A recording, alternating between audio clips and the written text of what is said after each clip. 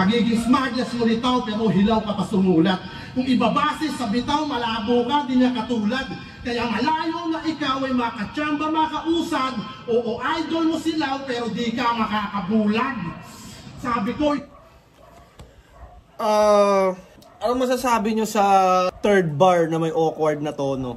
Parang 4 bar setup tapos yung pang third bar laging may na na na na na na na na na na na na na. Para sa akin pag si Lip Cram yung gumagawa, bagay kasi parang kanya yun eh. Siya yung gumagawa nun eh.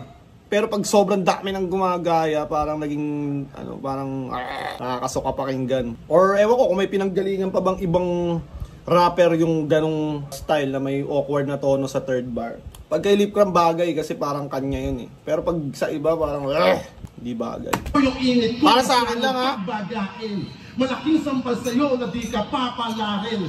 Nilatagan mo ko ng hilaw, edi pang kilaw yung hain. Inalaan mo ng ilaw, edi pang hilaw yung hain.